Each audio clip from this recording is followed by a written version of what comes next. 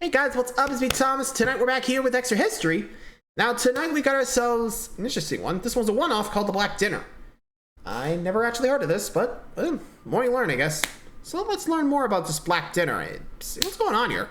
Be sure to like Scott for more. Hope you enjoy it. Let's go. Blackfriars Priory, Scotland, February 20th, 1437. Right. King James I of Scotland reclines in a bedchamber with his wife Joan of Beaufort and her servants, relaxing after a hard day of tennis, when suddenly there's a commotion outside, and the royal couple rises to discover a large group of men storming the building. James hurries to lock the door, but finds the bar missing. He then tries the windows, but they won't open. Oh no, has his bedchamber been assassination? Oh, it had. And at that moment, his trusted chamberlain is leading a group of assassins to the room.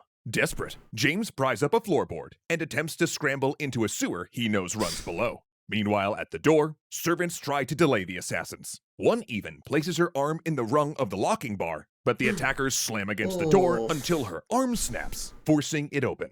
They spot the broken floorboards easily.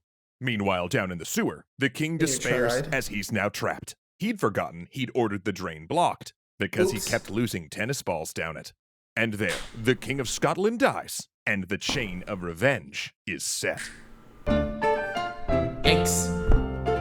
Yeah, I think if I were king, I always have a plan in case I get betrayed. Thanks so much to Factor for keeping us fed on a busy schedule.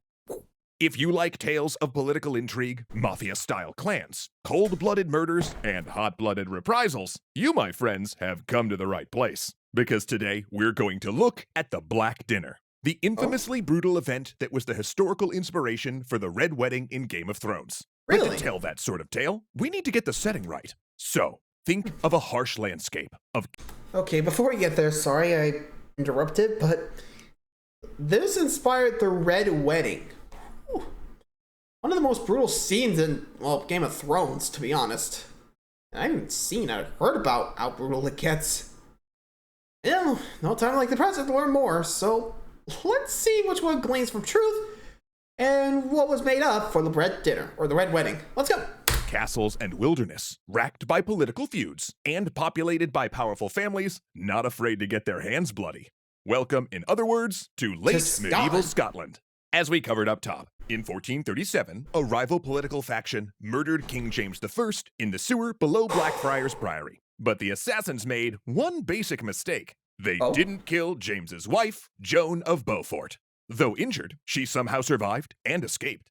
And you know, funny enough, the ex-Miss Stewart was, let's just say, less than thrilled about her injuries and the murder of her beloved husband. So, as soon as she was able, she put out a hit of her own on the assassins. And, you know, just so we can speed through this story's appetizer and get to the main course, this is where we cue a lot of dead assassins.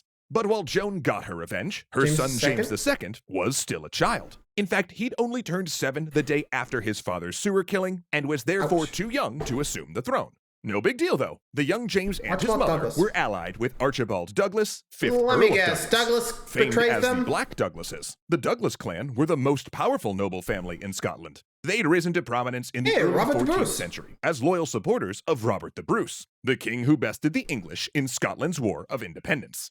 Ever since then, the Douglases had been acquiring land and prestige, expanding their power base in southern Scotland. So basically, they were the last family you wanted to make an enemy of, and the first one you wanted on your side, especially if you were a vulnerable boy king. And Archibald Douglas would have surely kept young James safe, and, you know, compliant with his own interests, were it not for one small problem. In 1439, 2 years after James II became nominal king, Archibald died from a fever. His heir was William Douglas, who was himself only 15 years old and hardly a fit guardian for the young James. Archibald. So in swooped the enemies of James II and his mother Joan, specifically one William Crichton, the powerful Lord Chancellor of Scotland. Crichton essentially kidnapped James, saying he would be the young king's new guardian until he came of age. In reality, though, Crichton kept James as a comfortable prisoner in Edinburgh Castle, a brooding stronghold that perched atop the rocky crag overlooking Scotland's capital.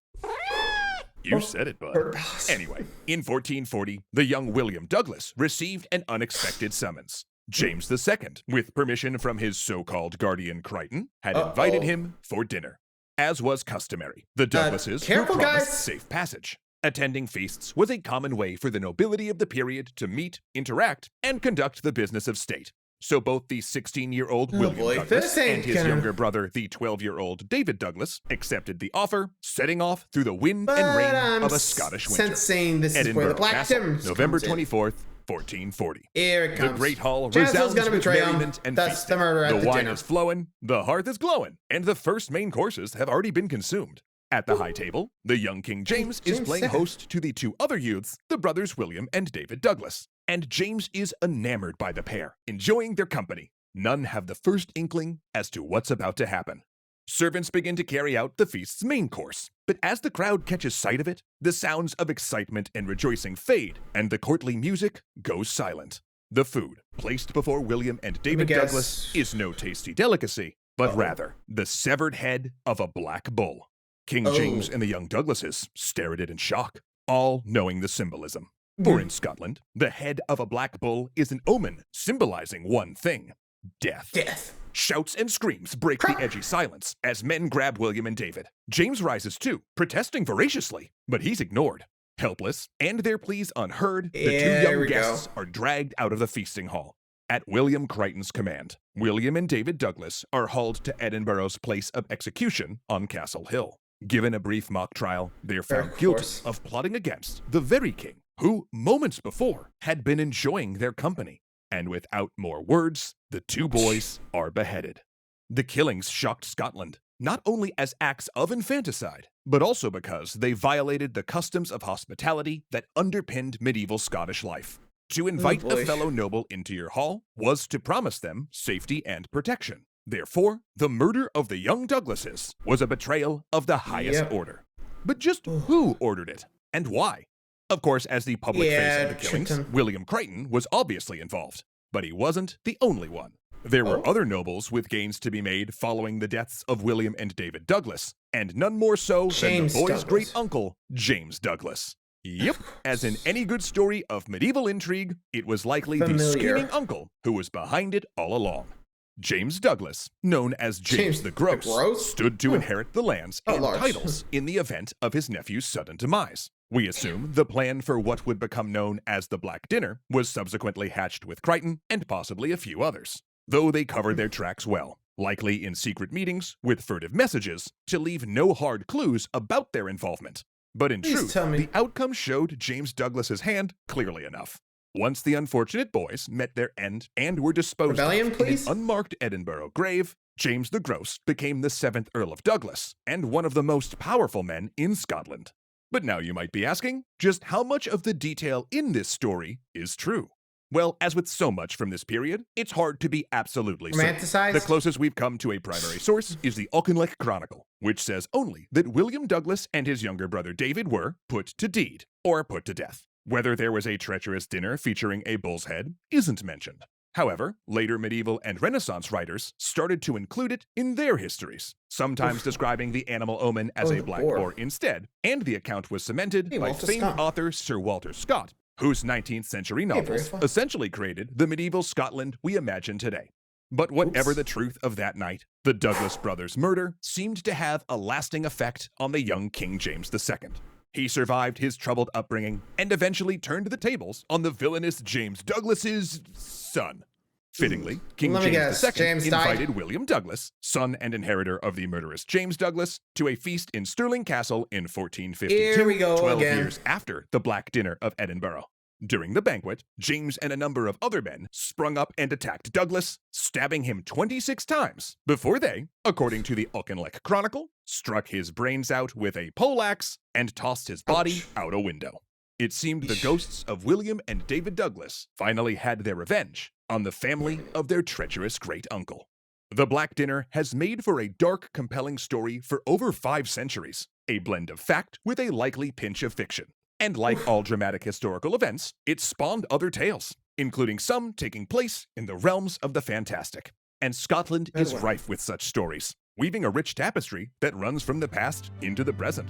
And whether the exact details of the Black Dinner are true or not, one thing is for sure. Today in Scotland, severed bull's head remains decidedly off the menu. Yeah. And, running with that... Yeah, let's stick with that, There you go. Black Dinner. So, poor Douglas boys, William and David. Oof. He just wanted dinner, but oh, he got killed instead. Which, I'll be real, if I heard that, I'd probably like, you know what? Fuck the Chancellor. Let's overthrow him for the Douglases! Or something like that. I don't know. Like, at least that's what I would have done. I don't know, rally some support and overthrow the Chancellor and James. You know? Just saying. Not cool, dude. Not cool. Eesh. At least James managed to, you know, take some revenge for the dude. So, thanks, James.